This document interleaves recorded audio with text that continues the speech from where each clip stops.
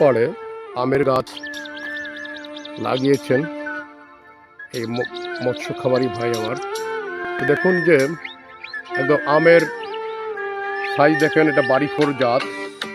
এই আমটার স্বাদ খুব বেশি কড়া মিষ্টি না, তবে অনেক বড় হয় এবং সুন্দর আধচুকা আম, খুব কড়া মিষ্টি না। যারা কড়া মিষ্টি খেতে পছন্দ করে না তাদের জন্য এই আমটা খুব ভালো হবে।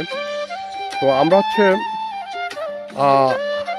হাড়িভাঙ্গা আম 3টা বাগানের সঙ্গে আমরা চুক্তি করেছি এবং বাড়িফোর গরুমতি যারা আম এবার যারা যে বাগানে আম হয়েছে তাদের সঙ্গে আমরা কথা বলেছি।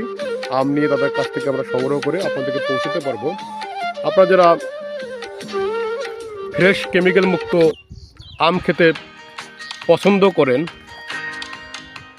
কেমিক্যাল মুক্ত তো অবশ্যই বুঝতেছেন যে ফরমালিন যদি দেওয়া হয়, কেমিক্যাল দেওয়া হয়, তাহলে সেক্ষেত্রে সে আমগুলো আমরা যদি খাই তাহলে বিভিন্ন ধরনের শরীরে আমাদের ক্যান্সার জাতীয় রোগ বা অন্য কিছু রোগ ধরনের হতে পারে।